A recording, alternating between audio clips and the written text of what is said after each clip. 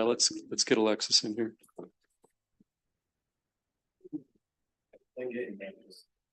Okay, well, no more bill hearings, so it's all about voting from this point forward.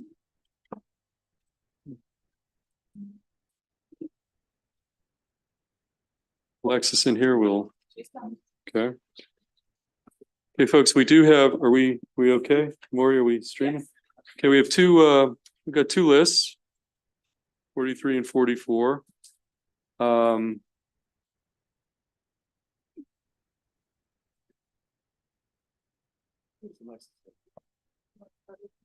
Yeah, we're gonna start with concurrences, and then we actually have, I think, a move not to concur based on some conversations on that whole sunset conversation, stuff we had yesterday. Okay, so let's start with Stacy, and we do have some concurrences for the committee to consider.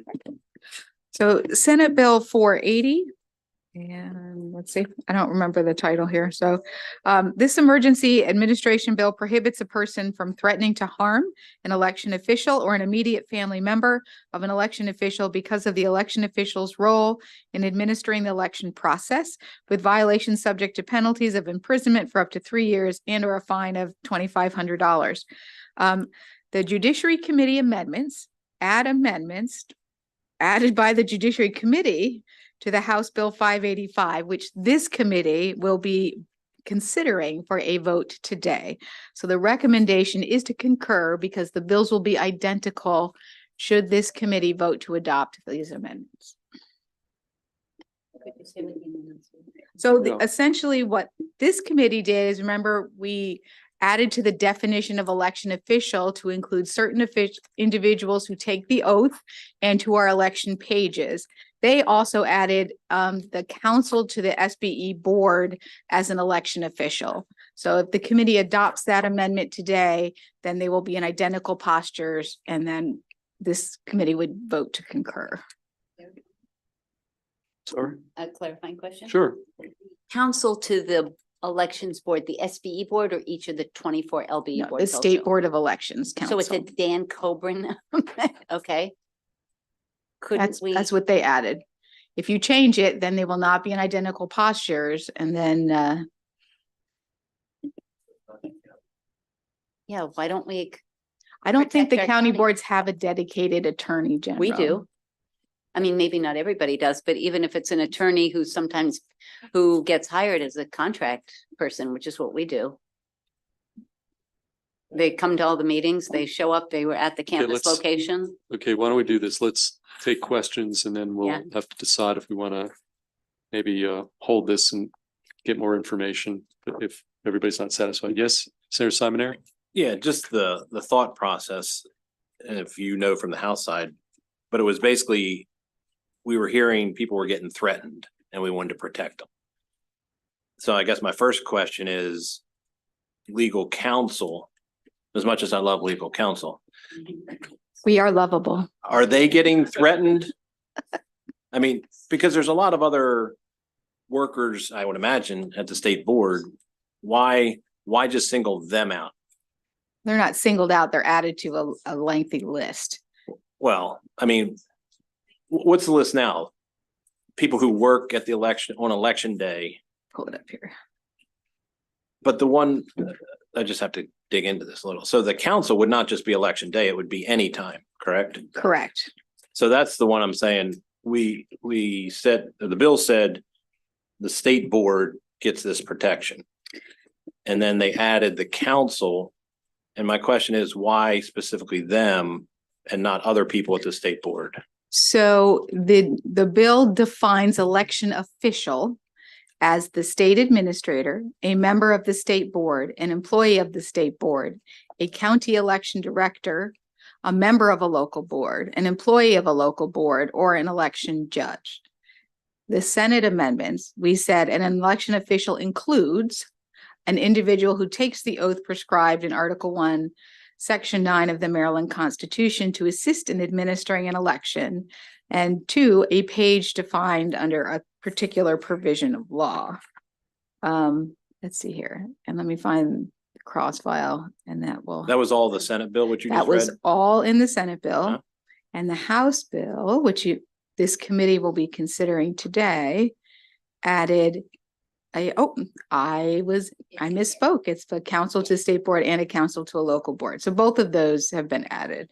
So when you just read that, you said all the employees, which I had forgotten. So is it just the fact that the legal counsel is not considered an employee and that's why they're putting them in there? Well, I believe that they're considering them not necessarily an employee, but just related to the administration of elections to the degree that they might require additional protection. Vice Chair Kagan? I was going to point out that the House Bill's amended does include counsel for local board, so we're good. When you say we're good, what does that mean, we're good? What do you mean by we're good? Do you recommend concurring? Are you supportive of a concurrence, or are you supportive of a conference committee, or? I am supportive of giving me 5 minutes to read both Okay. bills, if I could do that. Okay, no, that's fine. Why don't we push this to later after we get done voting, and Okay. you had a second concurrence, I Stacy? did. Let me pull up this bill so I'm not surprised again. SB 1026. County Boards of Education Budgets, Notice, Transparency, and Education Spending Act. If you recall, this bill requires the State Board of Education to adopt a process for the uniform reporting of information in a County Board of Education budget to timely share the information provided by a County Board of Ed in the budget to a county governing body. The Appropriation Committee amendments make this Senate bill identical to HB 1115 as passed by the Senate. The recommendation would be to concur. Okay, any questions for Stacy on this one? Move to concur. We have a motion to concur from Sarah Augustine, a second from Sarah Washington. Any questions, discussion? All in favor of the motion to concur, raise your hand. All opposed, EEE concurs in that amendment, or those amendments. Is that it on the concurrences? That's it for me. Okay, let's go to Alexis. We have some motion maybe to perhaps not concur and pursue on. Why don't we refresh everybody's memory, Sarah Hester, on the whole sunset extension stuff, and then maybe you can fill people in on, I think, how this could play out. Mr. Chair, so just to refresh everybody's memory, there's a number of sunsets, some of which expire this year, some are in future years. But I think that we've come to an agreement whereby we agreed to take off the sunset, so we don't have to see these bills again in 5 years or 10 years. And instead, we defer them to the Joint Audit Committee. And the Joint Audit Committee will ask the Department of Labor and the relevant committee to answer like a few questions so that we can assure they're on track. And provided those answers are satisfactory, there'll be no further action necessary. So the motion is, I think we do actually have some bills over here. So the motion would be to not concur, to go to conference with our agreed collaboration. Right. So process-wise, Alexis, we would move not to concur, and then as a result of that, at least in theory, a conference committee, but then we already had conversation with the House on some common language that can get worked out in a conference committee report. Is that basically in a nutshell? Yeah, that's it. If we move to not concur, we would go to conference to strike out a compromise with the House. Right. Which should I we've just already talked to them about. Yeah. Should I just remind the committee of what is Which in our bills? possession Yeah. now? Yeah. So Okay. let's be clear about which bills we're talking about. So we have the sunset for the State Board of Barbers expiring in 2024, State Board of Cosmetologists, which also expires in 2024, as well as the Board of Individual Tax Preparers. So the House removed the termination for each of these, even those that would expire in 2024. The bill will go into effect June 1 of 2024. So not necessarily impacting their ability to be renewed, because the termination of their sunset would be before they sunset. And the requirement to submit a report to the Joint Audit and Evaluation Committee from the Department of Labor would go into effect July 1, 2025, and would be every 4 years thereafter. So the compromise with the House, I presume, would be something different from that. Okay, well, that's kind of where we're at. So on those 4 bills, Alexis, It's 3. I'm Yep, sorry, just 3. Yep. Sarah Hester, would you move not to concur? Is there a second from Vice Chair Kagan? Yeah, discussion. Let's go to Senator Augustine before we do any. Yep, vote. thank Sure. you. The sunset has provided an opportunity, a forced opportunity for us to review. This is the reason why we use the sunset. That way we're forced to review whatever it is we choose to sunset. Having served on a number of joint committees, a lot of things kind of, you know, it's hard to sort of keep up with them now. Senator Hester, you may well be able to do that, but none of us are here forever. And I just hope that we've had a robust thought process about not necessarily making sure that these folks come before this body and then therefore we're forced to take a look at it. I just would ask that we talk that out a little bit. Yeah, and can I just, while we're talking, even if everybody agreed with what, we would still not concur because we're not in the same posture. The House has completely, so I mean, this will have to be a move not to concur / conference committee, no matter what, you know. We decide, okay. Well, unless we're willing to recede and take what the House did, which is, you know, basically, I think quite contrary to everything you just said. So, you know, but that said, Senator Hester. So I do like the way we passed the Senate bills originally, which was like a 5-year extension plus a reporting requirement.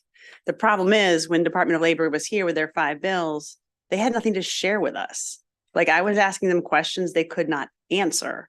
So like we had, so the way the process is right now is not working because we got them coming before us and we got no data, no answers, no nothing. So I understand what you're saying, but I'm just not one to like really support bad behavior necessarily, which is what they've done, which is the reason why we have then not extended when they do stuff like that. We say you only get a year, or, you know, we withhold dollars. We can do that. I mean, there are other things that we can do, tools that we have to hold folks accountable if they're not doing what they're supposed to do. The fact that they came and did that, there should be some, we should have repercussions. I don't know that the repercussion is for us to then say it should be permanent though. Can I just unless I'm misunderstanding, and think- maybe I am. So the issue is that they haven't necessarily done anything bad. There's just no data to show whether they've done good things or bad things. There's no data at all. That's because when the Office of Legislative Audits, which is in the legislation, audits the Department of Labor, there are 25 boards, and every 4 years they pick a few of them to look at. And so the 5 that were before us hadn't been like sample checked the last time the Office of Legislative Audits did anything. So therefore I read 10 years of reports, there was nothing to report, which is why I added the reporting requirement so that we get them to answer some questions to the Joint Audit Committee. And then the Joint Audit Committee we could do this committee if it's your preference, but then based on those questions, we could then direct the Office of Legislative Audits or the Performance and Evaluation team to go and do a deeper dive. But I don't think it's Department of Labor's fault that there's no data Senator, right now. I love all of what you just shared. The only thing that's kind of sticking in my mind is the idea of us not having that mechanism that brings them back here. All of what you said, I'm with. I just am struggling with that part of the proposal, as I was understanding it. That's all. Okay. Compromise part. That's what the House has proposed. I Okay. could go either way. Okay, well, you know, we'll go Vice Chair Kagan, and what I'm going to propose is after Vice Chair Kagan is we move not to concur, we appoint conferees, and I kind of see the conference committee shaping up here, and you go do your thing with the House and you come back to, I think that's where we're heading here. Vice Chair Kagan. Thank you, Mr. Chair. Then I associate myself with Senator Augustine. I like the accountability of bringing them back. And frankly, are you doing a good job letter? And they say, yes, we're doing great and then they don't have to get the regular scrutiny doesn't work for me. We've already. No, not what you said. I know that, but that's what I feel like what the House is sending us. And I think that's not sufficient because I think each of us over the years, and those of us who've been on this committee for a while, have seen boards that are not functioning.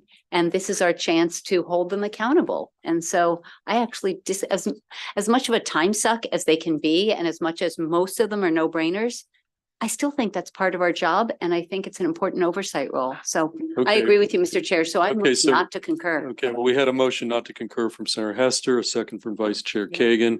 All in favor of the motion not to concur, raise your hand.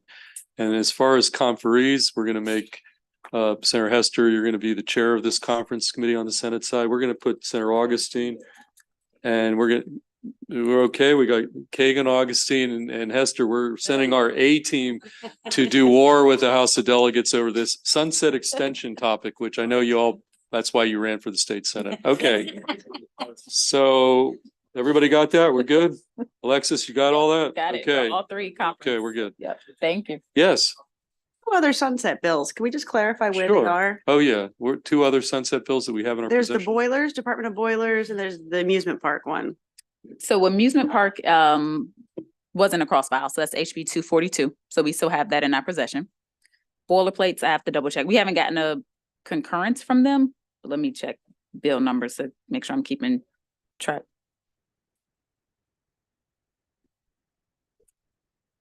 With the amusement park one, or nothing. Yeah, when's that? I mean, those are not 2024. No, they're talking. Oh. Let me check. Did Right. they come over with no sunset also? Right, so that was a complete repeal of the sunset for HB 242.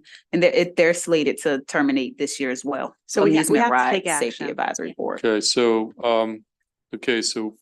But we Well- wouldn't get a concurrence from that one. We would just pass that on a regular vote list since it's not a cross file. Or amended? Or, yeah, sure, or amended, yeah, put on a vote list with Yeah, the amendments pursuant to what you all. okay, so decide. what's your recommendation on what we want to do with these other two sunsets that are in our possession here? Keep the playing field level. We might just keep all five in the same posture, which means giving them basically about a 5-year sunset or whatever the date was, plus the reporting requirement. That would put them all in the same posture. And go to conference over it. Okay, Alexis, do you hear that? That we're going to keep all five of these in the same posture? Yep. Okay, so we need to process wise here, amend. Do we have to do it? What do we have to do here? So we have to get both on a vote list and consistent with what the conference committee decides for these other three, 261, 264, and 288. We would just tag along that identical amendment onto both of those. I'm trying to get bill numbers for the boilerplate one so I can remind myself of where it is. I'm not remembering. Okay, off why of don't my you, head. why don't we come back to you? Why don't you figure out process wise, it. we can come back because we're gonna, Okay, we've got some bills here. So why don't we table that until the end of our voting session and we'll figure out what we need to Okay. do process wise on those two other sunsets. Any other concurrences, non-concurrences, any I of have- that? And then one more. we'll come back here at the end on the one for Stacy and these two for you, Alexis, I have okay? one more concurrence. Oh, one more concurrence, okay? And I did find the bill is SB 307 to give us a sense of where we are. Hasn't come from the House yet. Okay. The second one is a hold from yesterday. This is the study on African-American Civil War soldiers. The question before us is whether we will accept the House amendments, which reverted it to a commission and specified that it was for an appropriate memorial instead of one or more appropriate memorials for those African-American Union soldiers. Second. We've got a motion not to concur, in a second, and yes, Senator Watson, you want to weigh in on this? Yeah, just a quick question. Can you just clarify the difference between a study and a commission? So usually studies are more abbreviated for a shorter period of time, but for this instance, it's for a year. It's the same length of time. The stakeholders are about the same. So when we pared it down into a study, it's actually a pretty extensive study with consultations from state archives, state planning, if I'm not mistaken, I'm in Department of Veterans Affairs. But usually there's a difference, but in this instance, I think we're requiring the same amount of consultation, labor, and timeline. But usually studies are shorter. But for this case, not really a difference. It's not a difference. Okay. Okay, well, Senator Washington. Thank you, Mr. Chair. So we have, we have a commission on African American history and culture. Correct. And so I think I'm liking the study because I'm just wondering, wouldn't the issue fit under that commission? So that's why I'm just, I guess my question, and I didn't see, did anyone recognize that we have a commission to address already. African-American culture and history? So that, I don't recall that coming up in testimony. Yeah. So I don't recall hearing that. I think in this, instance, it's supposed to be a narrower focus just with the union officers for the purpose of a memorial, Right. and not looking at that portion in the state government article for that commission. I, would imagine that that's not covered. So. Well, okay, well, I guess it's my support of the non-concurrence in that they do the Banneker, they have a project on cemeteries, they have so it's like they have special projects. And so it would seem that might fit. So I support the non. Okay, you know what we're gonna do on this one? We haven't done this before, but we have a motion not to concur. Second, we'll do a roll call. And, whoever shakes, yeah, Sorry, for clarity. So the non-concur has to be either not concur and go to conference, or not concur and suggest that they recede. So kind of putting some force behind them, okay. standing down on those amendments or eking out a compromise in conference. Is this the House bill? This is our Senate bill. Yeah. Exactly. Yep. What bill number? SB 448. 448, we're on 448.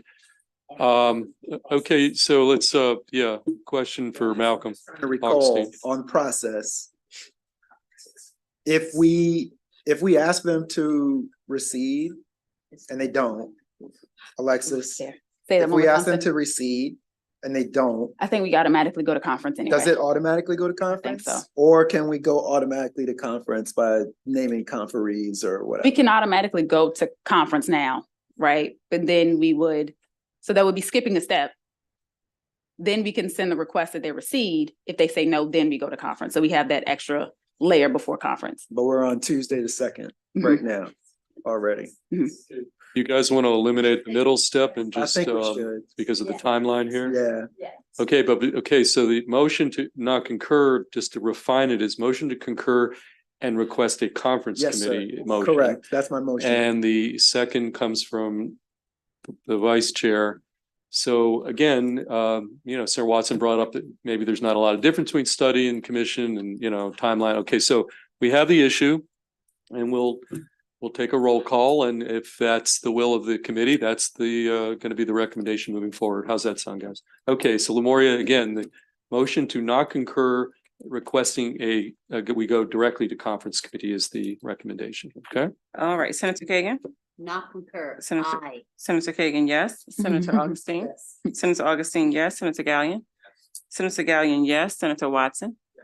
Senator Watson, yes. Senator Lewis Young. Yes. Senator Lewis Young, yes. Senator Carozza. Yes. Senator Carozza, yes. Senator Hester. Senator Hester, yes. Senator Washington. Yes. Senator Washington, yes. Senator Simoneau. Yes. Senator Simoneau, yes. Senator Feldman. Okay, yes, the motion carries. And so in terms of conference committee, now I will say this, Vice Chair Kagan did start this topic, so she'll be the anointed chair of the conference committee on this one. Who else voluntarily would like to be part of this? Senator Washington would like to be part of the conference committee. Do I have a volunteer before I appoint somebody to this issue? Okay, Senator Gallion will be the third. We have a nice bipartisan representation. Okay, we good? Everybody good? Okay. Now, let's They're gonna be quaking. go to the voting list, so the actual voting list for today. And let's go to start with voting list number 43. Stacy, let's go through your list. You've got a lot of bills on and let's let you do your thing. So we're going to Okay. start on voting list number 43, House Bill 14, okay? House Bill 14, Election Law Revisions.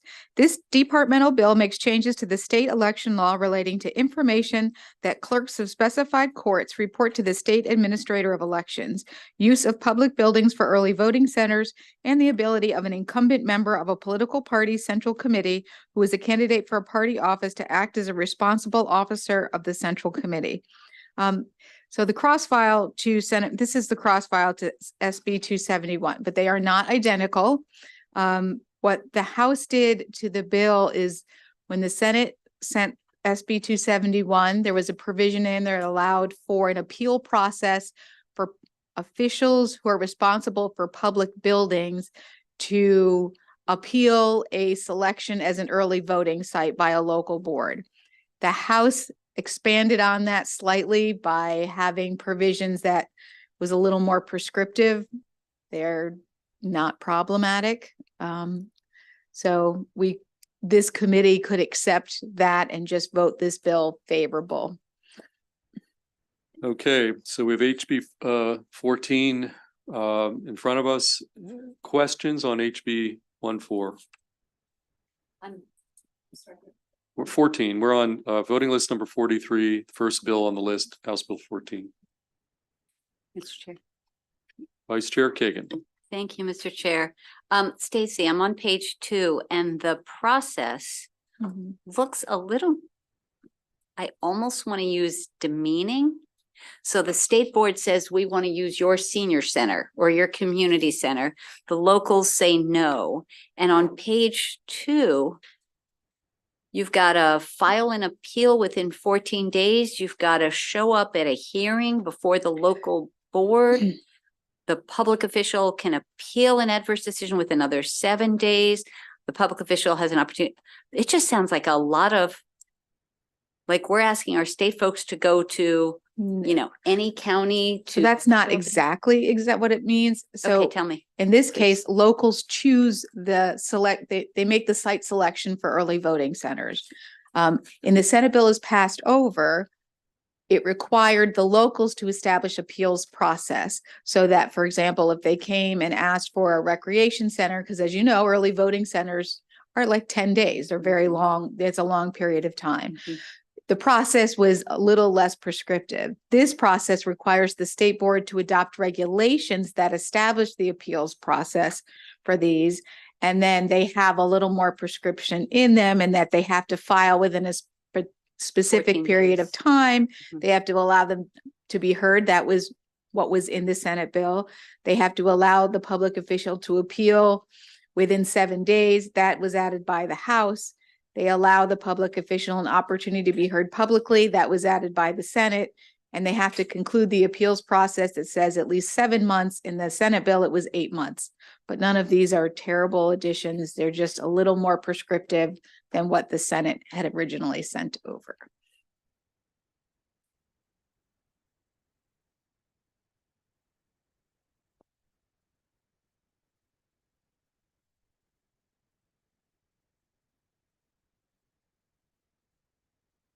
Alternately, the committee could vote to make it look like the Senate bill as adopted or passed by the Senate. It's a policy choice of this body. Okay, those are the two options. We've got House Bill 14 with some amendments that Stacy say were okay. We have the Senate bill that we've already sent out. We've got options here. So let's get a conversation going. We don't want to languish So indefinitely here. the House version looks very rigid to me. And I wonder if we should consider staying with the Senate's version, which allows a little more flexibility. Allow the appeal, allow the opportunity to be heard publicly, but it's not as within 14 days. And then it's I kind of like a little bit of the flexibility here. 8 months further in advance for marketing and educating voters as to where they're going to be going. Hey guys, we are again. Not deadly, but We're running into some timelines here. I'm just, going to be honest, the more times we change and go back and forth, the more risk there is these bills are going to die on the vine. But that said, we want to make good policy here. So we've got HB 14. We could move favorable or clean, or we can move favorable to amend the bill as we pass it out of the Senate. So we've got options. Senator Augustine. I just want to ask the question. I mean, if we make changes, I don't disagree. We got to move as fast as possible.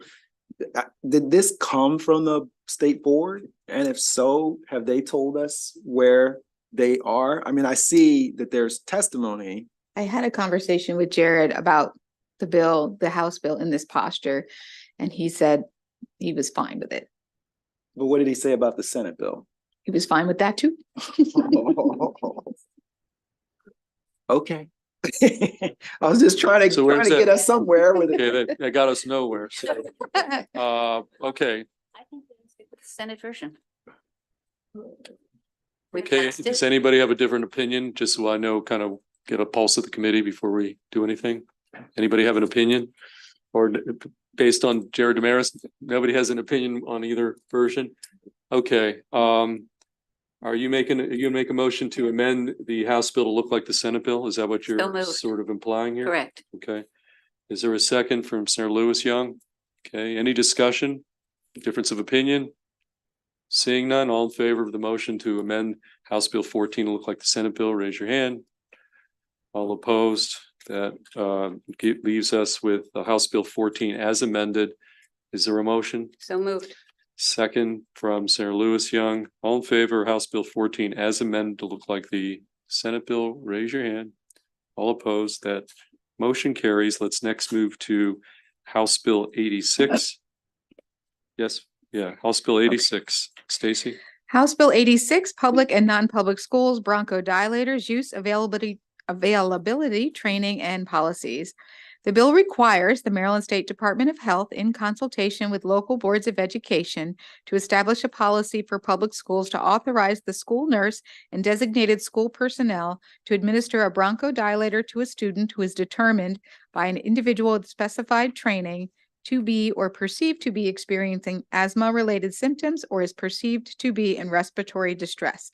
A bronchodilator may be administered to such a student regardless of whether the student has been diagnosed with asthma or reactive airway disease or has been prescribed a bronchodilator by a licensed healthcare practitioner. However, a bronchodilator may not be administered to a pre-kindergarten student without a prescription as specified. The policy must require that bronchodilators and modes of delivery be stored in public schools to be used in emergency situations and include other specified elements. Likewise, the bill authorizes each non-public school to establish a policy that meets similar requirements. There is one amendment in your packet on page 3. So I don't know, Senator Hester, do you want to explain or do you want to talk about, essentially there was a back and forth between Senator Hester and Delegate Boyce on this bill. And Mabe weighed in and said they preferred the House version, which is a mandatory stocking of the bronchodilators. But in this version of the bill, they did agree that instead of just the Maryland Department of Health and the State Department of Education developing the training policy, they would add the American Lung Association and the Asthma and Allergy Foundation of America to that group to establish the required training. So that amendment does that. It adds those entities, and otherwise it just accepts the House version of this bill. Senator Hester, I know had a lot of conversations with the House sponsor and this you of the crossfile legislation. Yeah, thank you. I mean, first of all, I'd like to just congratulate the vice chair on this bill that she's worked on for like 5 years, and also thank Stacy for her help in getting the Department of Health on board. Are we on the House bill or the Senate bill? We're on the This is House Bill 86. House Bill 86. So I wasn't expecting an amendment. I don't, maybe just. So it conforms the two bills. If without this amendment, the bills are different. And then this committee and the House would have to go to conference committee. This conforms it to the Hess. These This- amendments conform right. to the Hess. So the bill. the House has already passed the Senate bill with all of the amendments in it, including the mandatory stocking of that, the provision regarding the additional entities establishing the training program that was originally in the Senate bill is passed, and the provision regarding the standing order. All of those are already in the Senate bill. Unless you object to those, then this committee would have to adopt different amendments. Okay, do you need to know, do you want to take a hold and let it percolate a day? Yeah, sure. Senator Ross. If I can obviously. understand what committee counsel is saying, the House has already agreed with what the Senate sent over? No. It's So not they what you're agreed with saying? what they sent to us is what it came down to. And then. Okay, I needed to hear that better right. then. Because that's So what I the- heard. there was three major differences between the two versions of the bills. The difference were the Senate was a authorization to stock bronchodilators. The House version was mandatory stocking. Two is the Senate version had partners in developing the training requirements. Those were those entities. The House sent over the bill without those entities in it. And three, there was a provision regarding having to obtain a standing order in order to administer. That's in the House bill, not in the Senate bill. After negotiations with the House, it was agreed that Senator Hester or this committee would accept the mandatory stocking, the standing order provision, but the House would add to the Senate bill or keep in the Senate bill the partners in developing the policy. This is correct. amendment just adds those partners to that committee developing the training. That's all those amendments do. And together, they should be identical bills if this committee adopts that amendment. And what you were saying to me, Stacy, is that that's what they passed to second reader over there. Correct. Yes. That's the part that I That- missed. So I think the council is exactly right. And so I would move the amendment. Okay. Okay, so we have a favorable motion from Senator Hester to cross-file on the series of amendments. Second from Vice Chair. Vice Chair Kagan. Any discussion? All in favor of the amendments, raise your hand. All opposed, those amendments carry. We now have House Bill 86 as amended in front of us. Is there a motion from, I would move favorable as amended. okay, from Senator Hester, we've got a motion favorable as amended on HB 86, second from Senator Augustine. Discussion, all in favor, House Bill 86 as amended, raise your hand. All opposed. That motion carries unanimously. Let's next go, Stacy, further down to Delegate Corman. House Bill 475. HB 475, Education Open Source Phonics Matching Grant Program Establishment, the Open Source Phonics Matching Grant Program Act. This bill establishes the Open Source Phonics Matching Grant Program within the Maryland State Department of Education to provide matching funds to open source phonics organizations to provide free open source phonics learning materials to be used by adults to tutor students in the state. MSDE must distribute grants to open source phonics organizations and by December 1, 2025 and every other year thereafter, collect statistics and other information and report to the General Assembly on the effectiveness of the program. For each fiscal year, the governor must include in the annual budget bill an appropriation of $150,000 for the program. There is one amendment offered by the sponsor, Delegate Corman. Sorry, I didn't put in my, and I don't know what page that's on. But these amendments add institutions of higher education to the definition of open source phonics organization that may apply for a grant under the program. It adds a provision that the open source phonics learning materials must be consistent with best practices in literacy education, including the science of reading, and authorizes MSDE to periodically review the materials to ensure that materials are consistent with best practices in literacy education. Okay, any questions about the amendment? Okay, Senator Washington.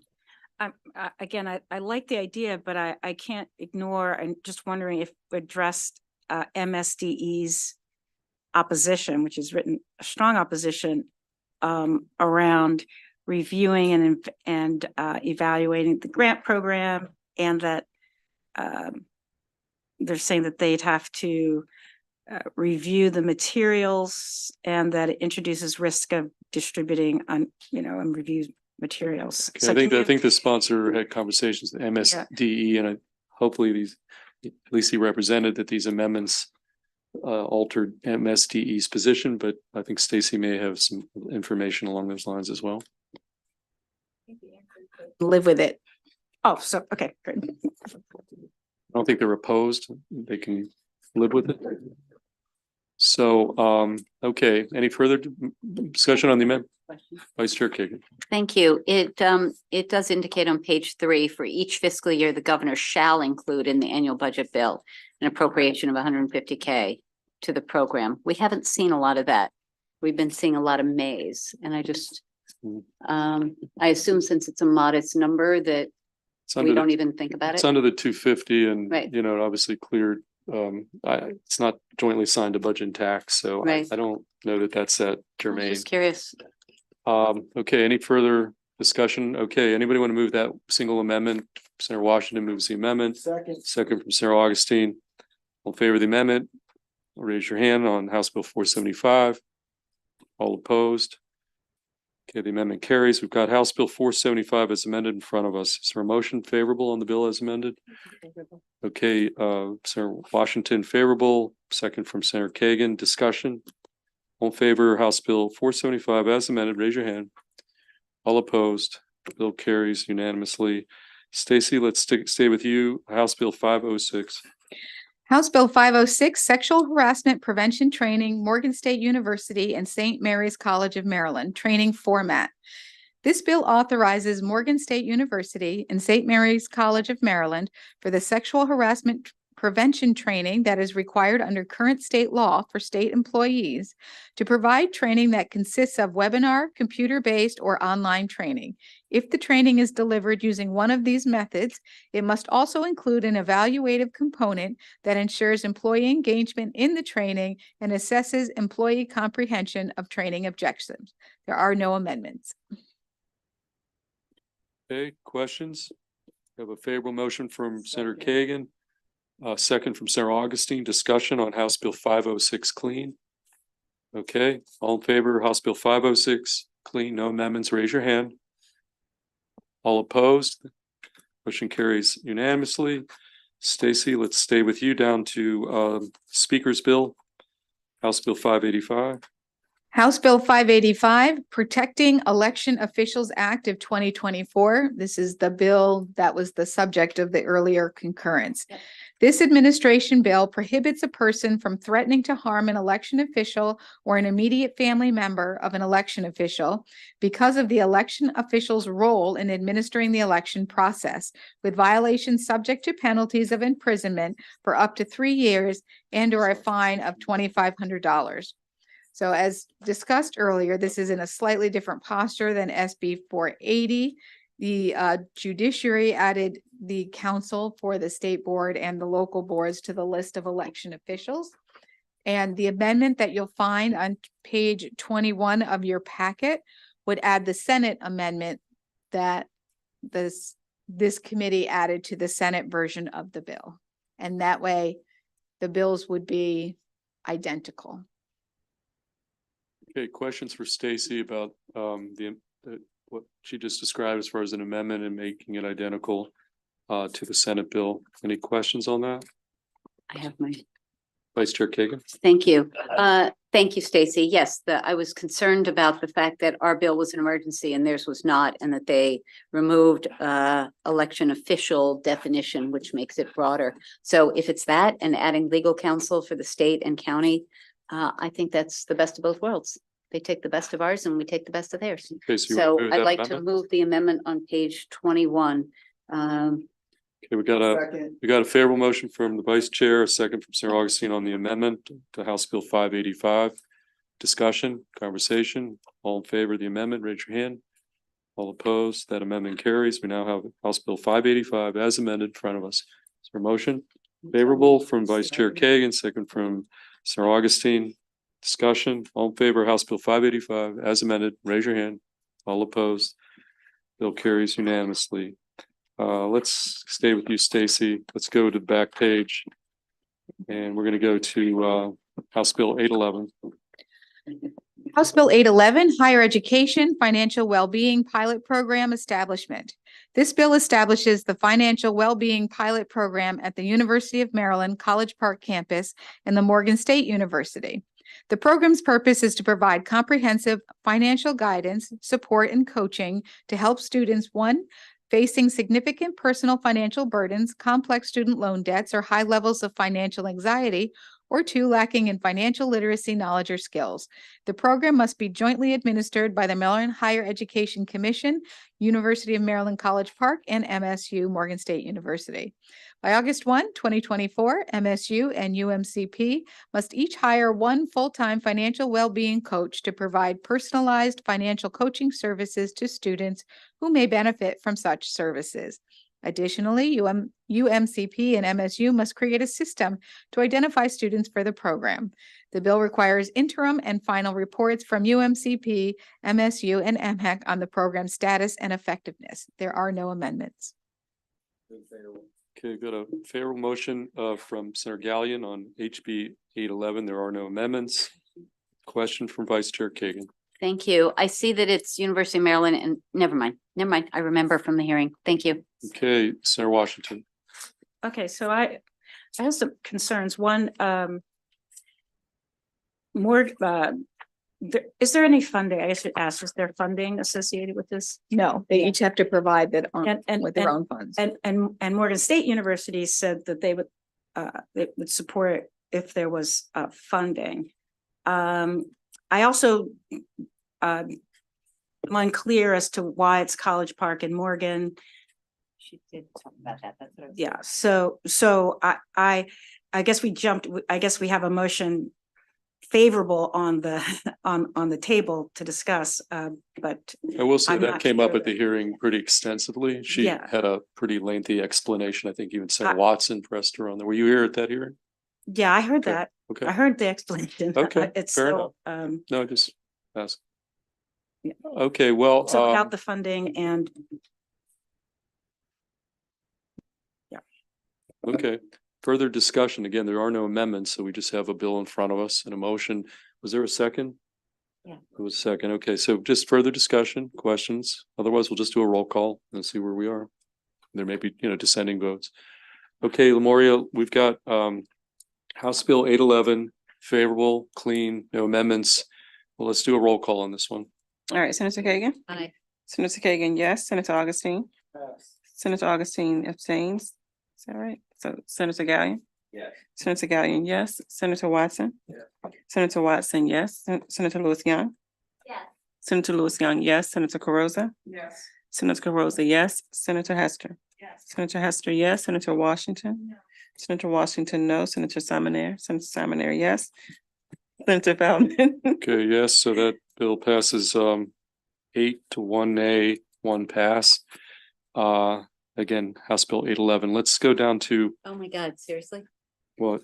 It's House Bill 811 and the vote was 8-1 to Okay, 1. well, that's, a billion to 1 situation That there. is like not Okay. even likely. And it would all, you would have picked up on that. If everybody here, I would have. Okay, that is pretty fascinating. With that, let's go down to Delegate Atterbury's House Bill 1441. This is going to require the Budget and Taxation Committee to vote on it as well. So let's take it up. House Okay. Bill 1441, Stacy from Chair Atterbury. Sure, this is a very dense bill, so I'll be talking for a moment. It's House Bill 1441, Early Childhood Education, Publicly Funded Pre-Kindergarten Programs Alterations. First, the bill extends funding for pre-kindergarten expansion grant by 4 years. It alters the mandated percentages for the phase-in of private pre-kindergarten providers in the mixed delivery system by 10 percentage points beginning in 2024. So that means each county would have to have 10% in 2024, and it increases 10% a year through 28, 29, at which point they would achieve the 50% goal. It also existing law includes a waiver authorization from the county from achieving those percentage points. In the bill, there's an addition made to that waiver authorization requiring the county board demonstrate a good faith effort in achieving the mixed delivery system. The bill substantially alters requirements for early childhood educator credentials. It requires MSDE to establish an early childhood educator career ladder for eligible private providers. MSDE is required to develop a template memorandum of understanding to be used by local school systems and private pre-K providers. MSD must develop a method for a county board to distribute a list of eligible public and private providers in the same area with a parent interested in enrolling in the child in the pre-K program.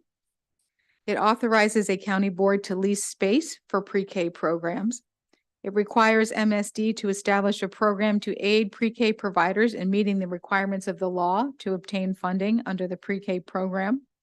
Must provide professional development opportunities for teachers and teaching assistants.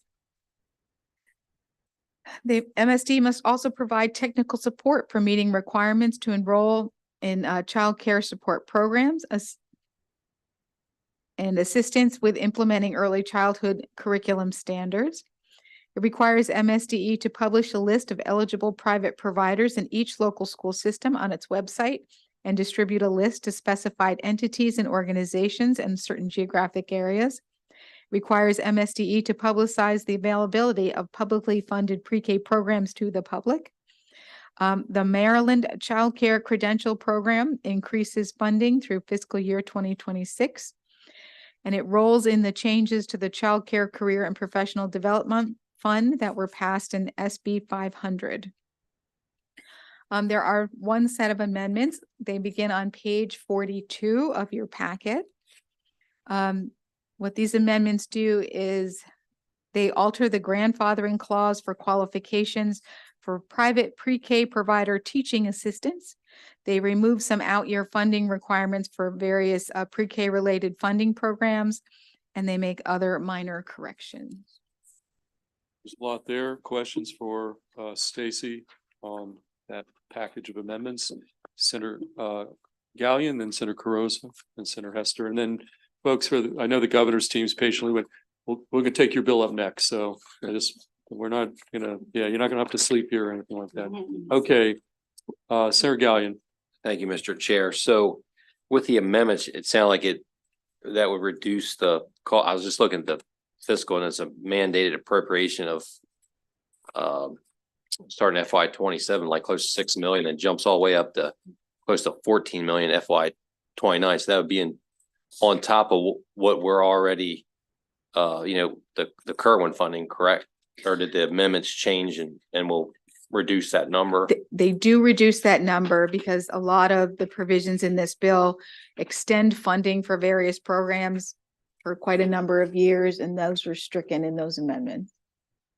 So what's left funding as far The without a last revised funding fiscal note? was an addition of in fiscal year 2026, the governor must appropriate to the Maryland Child Care Credential Program an amount that's at least equal to the amount appropriated in fiscal year 2024.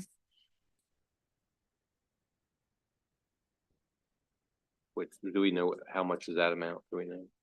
I don't have it off the top of my head. Senator Carosa. Following up on the same line of questioning, I'm trying to understand how this fits into the blueprint. So in general, the blueprint in Pillar 1 looks to establish a mixed delivery system. For mixed delivery, meaning a publicly funded pre-K through public schools and through private providers. So there are certain early childhood educator credentials that were established in the blueprint. There has been some issue with private providers being able to meet those qualifications, and there's discussions, and this bill is meant to address that.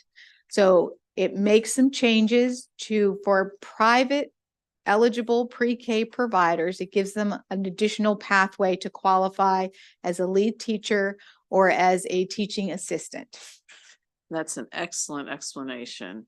My follow-up question is, does it tap on the existing money that's already been approved for the blueprint? And going back to, it sounds like there was at first a fiscal note, then in this build process was brought down. Just trying to figure out how much is the existing money for blueprint we already approved and what the new money is. So there's nothing, the only new money is in that child care credential program, which the AIB has said is essential to making sure that we're bringing in additional private providers because it helps them to achieve some of those high quality staffing requirements, those qualifications. For example, achieving a child development certificate, or getting a bachelor's degree or any of those types of requirements. So that is where the funding got extended. Otherwise, the only additional change in this bill, and it was the same change in the AIB bill that this committee voted last week. I can't remember anymore. Is it extends the pre-K expansion grant program funding out, obviously, because it's not coming online as quickly as it was anticipated. Thank you. Okay, additional questions for Stacy? Okay, Senator Hester and then Senator Washington. Stacy, you just about answered my question. Can you tell me just what page in the bill that pre-K expansion deadline was? And Sure. then, because you just said that was not struck in the chair's amendments, right? Page 4 and page 5. Page 4 and page 5. Thank you. No, of the bill. There's Okay. no reprint because it's a long bill and these weren't very extensive amendments. Okay, Senator Washington. Thank you. So Senate Bill 5, House Bill 600 was amended into this bill. Is that correct? Because I had Senate Bill 500 and Right. it was 600. And so we passed two separate bills. We passed 500. So from my reading, what's in this bill looks to be what the Senate passed in Senate Bill 500. Okay, I just want to make sure that Yes. they're the same. Okay, thank you. Okay, additional questions for Stacy? Does anybody want to move the amendment packet that Stacy described? Okay, got Senator Carozza, favorable motion. Is there a second from Senator Oh, sure. Washington? Any further discussion? All in favor of the amendments, raise your hand. All opposed? Motion carries. We've got now House Bill 1441 as amended in front of us. Is there a motion? Favorable motion from anybody here? We've got Senator Watson, favorable, Senator Hester, second. Discussion. All in favor of House Bill 1441 as amended, raise your hand. All opposed? That motion carries. Next, yeah. I'm sorry. Okay, do we have two no's? I'm sorry. Yes. Okay, my apology. The bill carried with on a 8-2 vote, 2 dissenting votes from Senators Gallion and Simonaire. Was that okay? My apologies. Okay, let's move to the governor's bill. We're going to go to House Bill 599. Brad or Chuck or Safe, if you want to come up for any questions. And we're going to go to you, Alexis, to describe House Bill 599. So no, and by the way, the prior bill has to now go to budget and taxation. We're second. The same thing with this bill, House Bill 599. We want to get it over to B&T. So, Alexis, why don't you refresh everybody's memory about House Bill 599? All right, House Bill 599, Maryland Community Investment Corporation Establishment, Housing and Community Development Financing Act of 2024. House Bill 599 is a cross file to Senate Bill 483 with a few differences. As introduced, this bill establishes the Maryland Community Investment Corporation, along with an advisory committee, an investment committee, and general governance for the purpose of doing all things necessary to qualify as a qualified community development entity in pursuit of new markets tax credits. Additionally, the Department of Commerce and DHCD may staff the corporation. The corporation is exempt from state and local taxes, and provisions are established for compliance with Public Information Act laws, public ethics laws, procurement and transfer of sales. The bill requires an annual independent audit and subjects the corporation to audit at any time by the state. The House amendments narrow, and the third reader version of the bill, which we're considering, is included in our packet. But we don't have a amendment sponsored by anyone on our committee to this bill. So as presented to us on third reader, the House amendments narrow low-income community investments to those that are in the state, requires members of the advisory committee of the corporation to be residents of the state, requires members of the advisory committee and members of the investment committee to geographically represent low-income communities in the state, and to prioritize projects owned or operated by entities that have their principal place of business in the state. Finally, the amendments remove debt payments as an eligible use of the Strategic Demolition and Smart Growth Impact Fund. Do you want to just, maybe just for the benefit of the committee, just parse this down a little bit even more so as to, when Bill left, where it is, the posture in the House, all that kind of stuff? Thanks. Yeah, absolutely. And thanks for having me approach to explain. The bill as amended really does two things. It creates the new Maryland Community Investment Corporation that is that state-owned community development entity in the state that can receive new market tax credits. We took a very friendly amendment really from Senator Augustine, but we went ahead and got it, put it on the House side that we see as clarifying and strengthening the bill and tightening where the investments be made, the prioritization of those investments to make sure that Maryland-based entities are prioritized before some entity that may be operational in Maryland, but is not based out of here. Specifically think about organizations like Habitat for Humanity, who do some wonderful work here, but may not have roots, and making sure that we have the maximum impact as a result of the legislation. I do want to point out on the Smart Growth Impact Fund, there was an issue that arose that escaped the AAGs when this was originally being introduced because the fund is largely funded with GO bonds. You cannot have debt paying debt. And the bill as initially introduced would have allowed, really Project Core is probably what everybody is most familiar with, to pay debt payments. What that essentially means is that if there was a vacant property with a debt tied to it, of any sort, we were looking to make sure that that doesn't become a barrier to demolishing or restoring it, to make sure that it becomes habitable. That there were some issues that arose with that. We worked heavily with the Treasurer's office and ultimately moved to just strike that section. So now, in addition to creating the Maryland Community Investment Corporation, the bill allows for credit enhancements.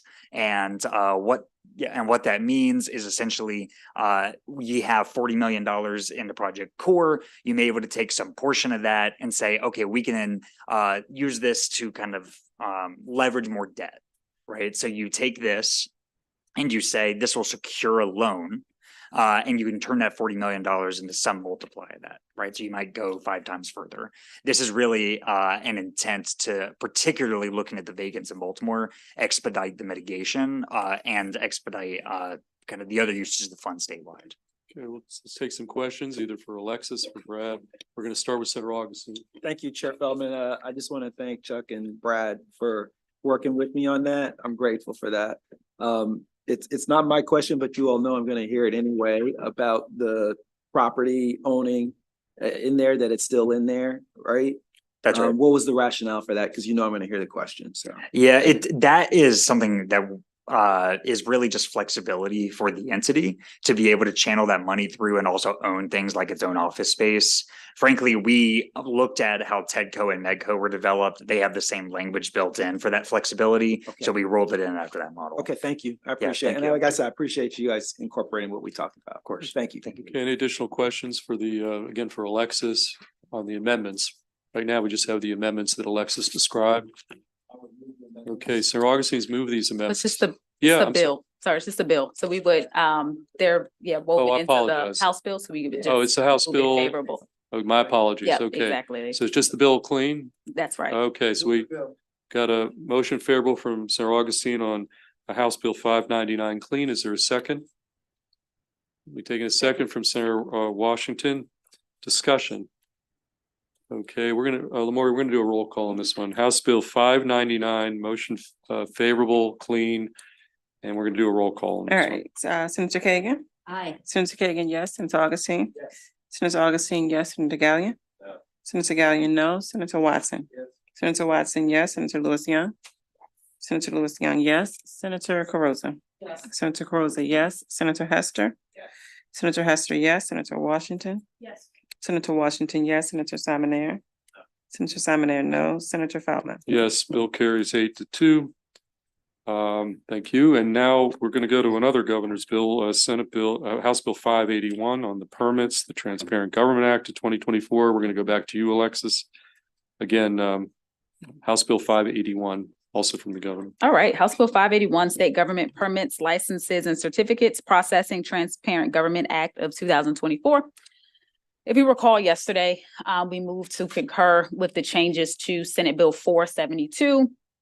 which would have maintained the reporting requirement to include data on information technology that's used in the approval of applications. And it took off the Maryland State Department of Education pursuant to advice from a legal advisor.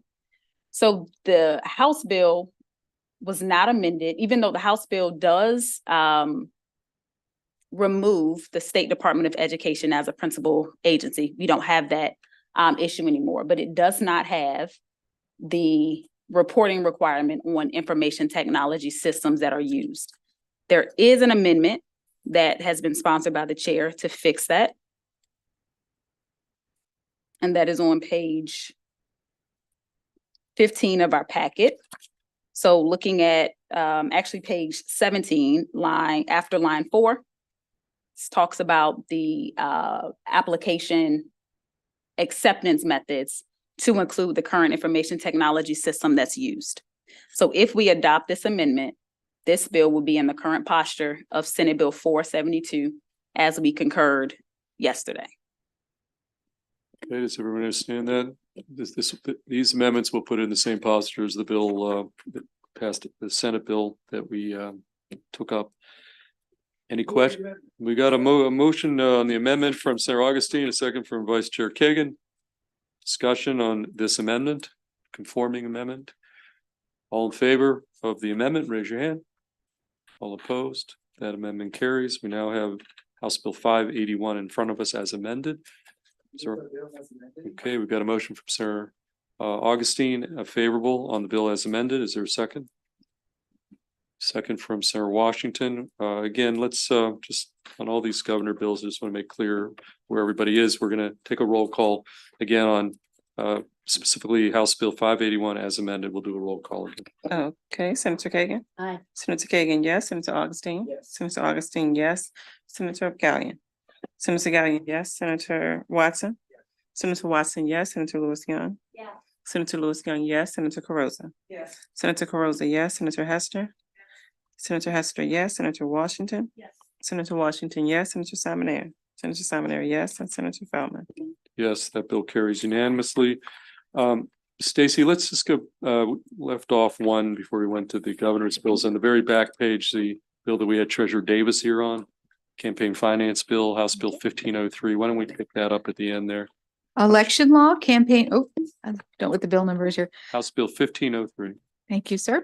Election law, campaign finance activities, state treasurer. This bill prohibits the state treasurer and any person acting on behalf of the state treasurer from participating in certain campaign finance activities during a regular session of the General Assembly. There are no amendments. Okay, we got a favorable motion from the vice chair, a second from Senator Augustine. Any discussion? Bill relating to state treasurer. Okay. All in favor, House Bill 1503 clean, raise your hand. All opposed? Motion carries unanimously. Let's go back to the front page. Alexis, why don't we go to you on House Bill 283 from Delegate Palakovich-Carr. All right, House Bill 283, Housing and Community Development, Affordable Housing, Identifying Suitable Property. This is almost identical to Senate Bill 333, which repealed the requirement for DHCD to identify state-owned property suitable for affordable housing based on listed and prescribed factors. And instead, it authorizes them to consider certain factors in this identification of state-owned property being used as affordable. So the Senate bill as passed, in a reporting requirement reference our former committee, EEE. Even though this could be fixed in the corrected bill, the House took the affirmative step to fix it. So that's the only difference, the only reason why this couldn't be an identical cross file. So if we move favorable, the two would be in the exact posture with the correct reference to EEE instead of EHE. Okay, what was the vote on Senate Bill 333? Just refresh see. his memory. Sure. 46-0, unanimous. Okay, I think that's got a favorable motion from Senator Augustine on House. Wait, we need to do that amendment, right? No amendments. Oh, no, We I'm just sorry. move it They took favorable. up, they fixed it. They Okay. fixed it. Yep. Okay, House Bill 283 clean, favorable motion from Senator Augustine, second from the vice chair. All in favor, House Bill 283 clean, raise your hand. All opposed, that bill carries unanimously.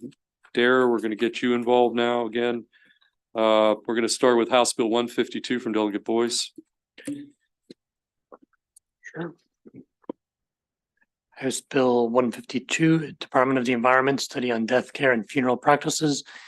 This bill requires the Department of the Environment, in consultation with the Maryland Department of Health and the Department of Labor, to conduct a study of the environmental and public health impacts of death care and funeral practices in the state. There's no opposition. There is one amendment from Senator Washington. It is on page 4 of your reprint, or of your package, pardon me, with a reprint beginning on page 7. This is a slightly different amendment to yesterday. The amendment would change the study to include a survey of all existing regulations and permitting and licensing requirements of services and practices related to death care in the funeral industry, identify known or potential emissions, effluents, contaminants, or pollutants associated with these services and practices, and identify any known or potential impacts on the air, soil, land use, groundwater, and surface water of the state, and examine the human biology and public health impacts associated with the service and practices related to death care and the funeral industry as identified in the bill. Is there more? Okay, Senator Washington, you want to just, summarize what you're trying to achieve here? Yeah, so trying to take the bill and ensure that it addresses the issues that we've come up with, or that we're looking at. One, it's making sure that we're reviewing environmental and public health impacts. It's giving us an opportunity for looking at all the existing regulations that are there. And it's requiring 2 reports, a preliminary report, and then also a final report. And why these amendments are needed. First of all, I want, these are adding parameters. It's not critiquing MDE. And in fact, I recognize that trying to collaborate between the Department of Labor and the Department of Health, that takes a lot of work. And so this is helping guidelines to ensure a robust study. Also, we've done this before. We've used academic institutions or research institutions. They can conduct the study and they can assure accountability and objectivity. And also, with the bill we just passed, all of the departments will be required to report on their permitting as mandated. We passed HB 581 and SB 473, the Transparent Government Act.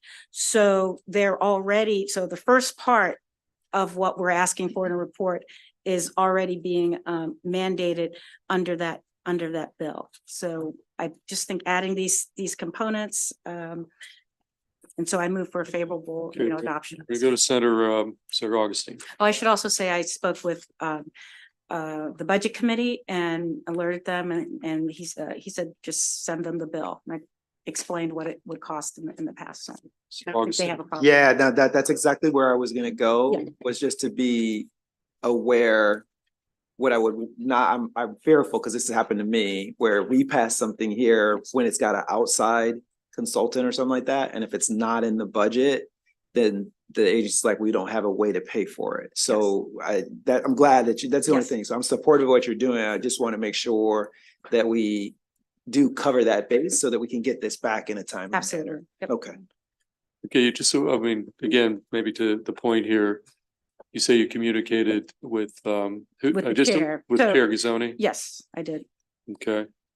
Well, what I might suggest is we can take this up and do it, but before we go to the floor, it'd be nice if maybe he even dropped us an email or something Yes. that we have that memorializes that Yep. this isn't, Yep. a fiscal Yeah. he said- issue. I'd just be reluctant, be embarrassing on the floor Oh, to yes. have that happen. Yes, So that with absolutely. that understanding and condition, is there okay, we have a motion favorable on the amendment, second from Senator Augustine. Okay, we'll any discussion on the amendment? Okay. You want to, Senator Hester? I'm do you good. want I'm good. Okay, all in favor of the amendment, raise your hand. All opposed? Okay, the amendment carries. We now have House Bill 152 as amended in front of us. Any discussion? Any motion? Senator Washington, you want to move a bill as amended? Second from favorable from Senator Washington, second from Senator Augustine. Discussion, all in favor, piece of legislation 152 as amended, raise your hand. All opposed. But with the condition that before we have our floor report, would like something in writing, okay? Absolutely. Gotcha. I've done this twice before. Gotcha. Okay. Okay. Okay, let's move to, Mr. Chair, yeah, I'm sorry, delegate, before we Yeah. go on, Senator Carozza. thank you.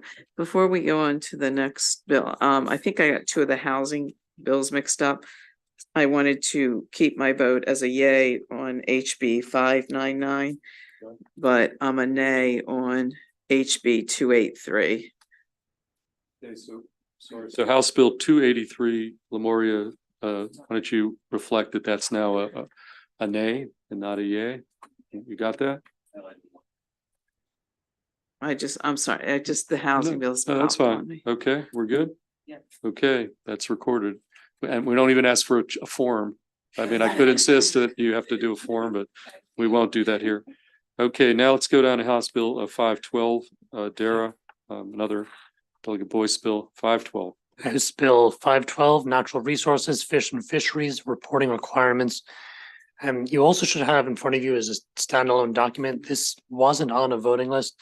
Senate Bill 1118, which we heard this afternoon, is not listed as a cross-file of this bill, but is identical to it. And there are conforming amendments to. And just to remind that we had Senator Gazzoni's bill today. I think his representative was here. This is that bill we heard today, but okay, back to you, Dara.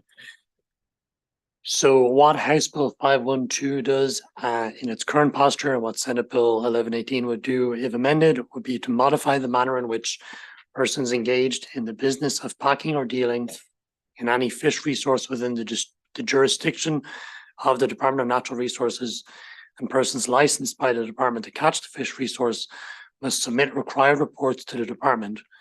Under the bill, the reports must be submitted in accordance with regulations adopted by the department rather than on forms the department prescribes or provides.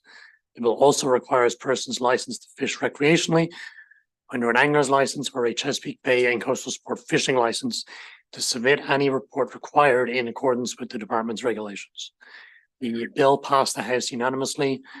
There are no amendments to HB 512. There is a conforming amendment to Senate Bill 1118. So everybody, so we have an 1118, we have an amendment that would put it in exactly the same form as HB 512. Is that the case? Right. Okay, let's just take the Senate Bill, Gazzoni Bill first. Motion favorable from Senator Kagan, second from Senator Gallion. Okay, all in favor of that conforming amendment to Senate Bill 1118, raise your hand. All opposed, that carries. Now let's take a vote on both House Bill 1118 and HB 512, which are now in identical form, correct, Dara? Okay. Correct. Okay, is there a motion favorable from Senator Gallion, a second from, who wants to do a second? Okay, from Senator Lewis Young. Again, this is on the Gazzoni-Boyce combination of two bills. All in favor, raise your hand. All opposed, those two bills carry unanimously. Senate Bill 1118 and House Bill 512. Let's go back now to the back page. We've got cross-file two bills.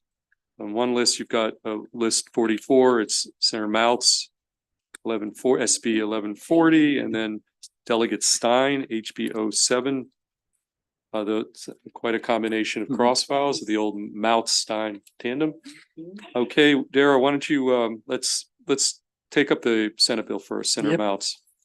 So Senate Bill 1140, there's amendment in your package which would conform it to House Bill 807. As amended, the bill would alter the definition of aerial survey to include both the annual submerged aquatic vegetation survey compiled by the Virginia Institute of Marine Sciences for the Chesapeake Bay and Atlantic coastal bays, as well as any other survey that encompasses the distribution of submerged aquatic vegetation in the Chesapeake Bay, the Atlantic coastal bays, or both, uses a methodology approved by the Environmental Protection Agency's Chesapeake Bay program, and is approved by the Department of Natural Resources. The bill renames aerial survey to be SAV survey. There is no opposition. There is a conforming amendment to Senate Bill 1140. There's no amendment to House Bill 807 in your package, but I did notice while sitting here that there is a drafting error in the bill, which would need to be corrected, changing an and to an or, but that is correct in the Senate bill. I will also add that just on House Bill 807, it passed the House unanimously, and while the Department of Natural Resources did sign up as favorable with amendments, those amendments are before you in relation to Senate Bill 1140 and have been incorporated into the bill in the House for House Bill 807. Okay, so the first thing is Senate Bill 1140 has an amendment that would conform it almost exactly with the exception of the technical adjustment to House Bill 807. Does anybody want to move that amendment to Senate Bill 1140? Okay, we've got a Senator Carozza favorable, second from Senator Augustine. Discussion. Okay, all in favor of the amendment to Senate Bill 1140, raise your hand. All opposed? Okay, anybody? Now the bills are identical with the exception. We'll trust Dare. I don't think we need a formal vote for you to do that technical one word change on 807. I don't really think that we need to vote on that. But the two bills are now in the same posture, Senate Bill 1140 and House Bill 807. Is there a favorable motion to vote on both these bills at the same? Senator Lewis Young, is there a second from Senator Gallion? Again, we've got Senate Bill 1140 and House Bill 807 in the same posture with favorable motions. All in favor of the two bills, raise your hand. All opposed, those two bills carry. Okay, so that completes the two voting lists. Let's go back from the beginning. I just want to refresh my memory on the concurrence component. Where did we leave it? We had the two, there was one that I can't remember now on the. Threats, we said, yes, best of both worlds. Right. The sunsets were. Well, okay, so we are conferencing all the sun, except for two. Okay, how do we leave it? Just refresh my memory. How do we leave the two that were not part of the motions not to concur requesting conference committee? How do we leave it? To come. So SB 307 is currently in the House on second reader. Okay. So it'll come back presumably with the same changes that they tacked on to the others. And we would probably do the exact same thing and go to conference. And what was the second? The second is a House bill without a cross file. So whenever we put that on the list, we would amend it in the same way we're amending these in conference and wait for the House to concur with that. Okay, so we don't, okay, is that, we won't have to, so that's not on the list. We'll deal with that at the appropriate time. Okay. Okay, one final piece of business. Senator Washington had an amendment on the floor that you were gonna offer on one of our bills. And out of deference to the committee, we discussed the fact that before she does that, she needs to vet it through this committee. And so. Didn't want to offer it unless I vetted. Correct. Yeah. So we're now going to give you an opportunity to vet it through the committee, and that will be our final piece of business for today. Okay. I appreciate the opportunity to talk about it. It has to do with the both the Senate Bill 1028 and 1168, the hydrolysis bill. I have concerns that there's no mechanism for the Department of Health and the Department of the Environment. Oh, I guess I'd have to pass this around. I'm sorry. I can pass it for you all to look at it. You just take a piece and so one part of the amendment is that it's saying that we may need to make sure that the Department of Health and the Department of Environment are involved with setting regulations for this new use in death care.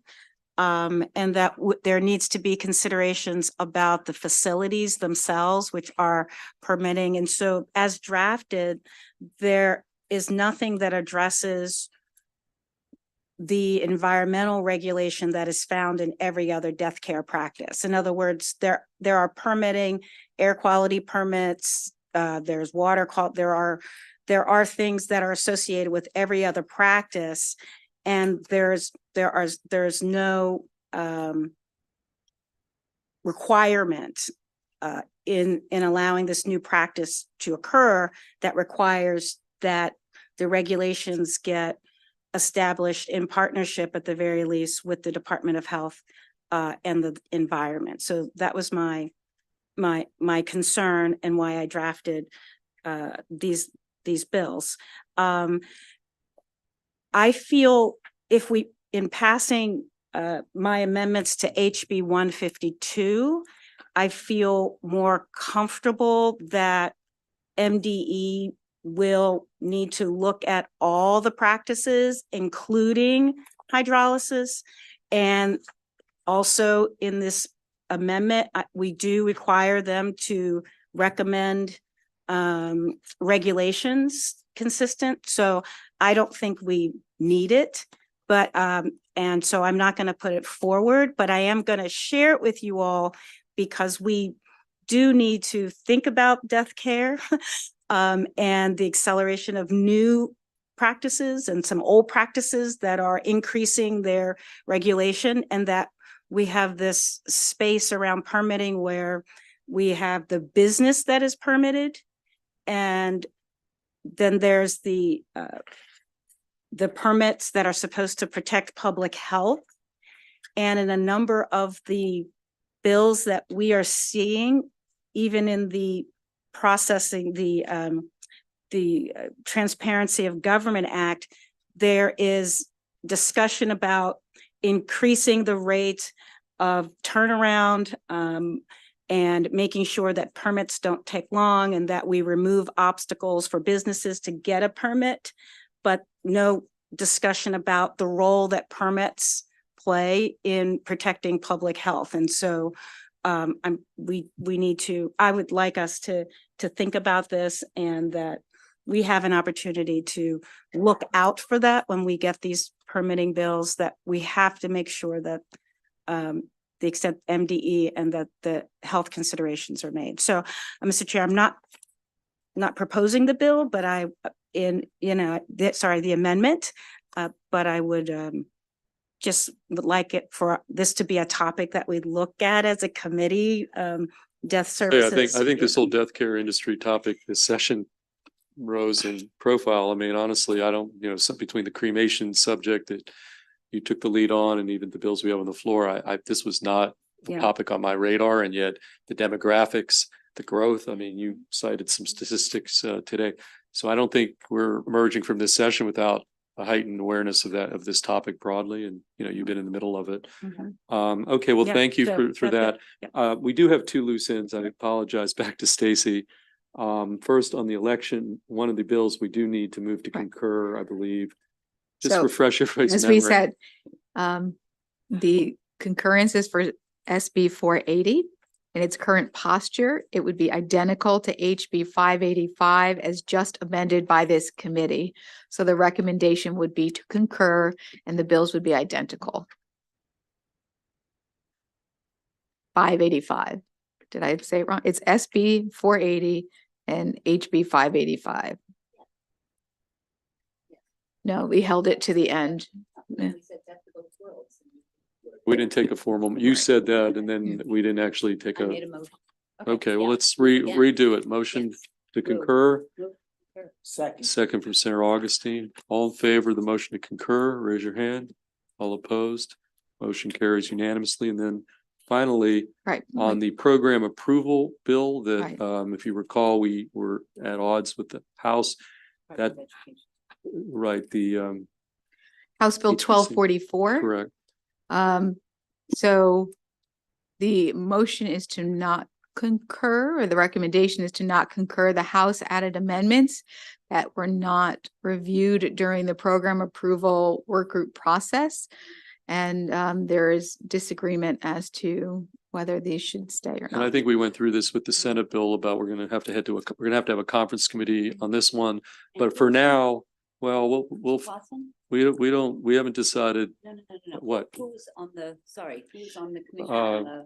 Nancy King and Senator King and Senator Watson. That's what I said, Watson. But, okay, we'll figure out conferees right now. Let's just move not to concur. Yeah. Okay, so a motion not to concur for Senator Augustine, second from Senator Washington. Okay, all in favor of the motion to not concur? And actually, is this back to the project? Are we supposed to then ask for a conference committee? I didn't know that was remember the asking them to recede versus okay, let's do the two-step on this. Not to concur straight to a conference committee, or do we ask them to receive first? Okay. Okay, let's just move to concur, request a conference committee. All in favor, raise your hand. All opposed. So, real quick, for the conference committee, will it be the same members? No, we're not gonna decide that yet, quite yet. Okay, okay, we're gonna think about that one, okay? Okay, I think that's it. We got no more business.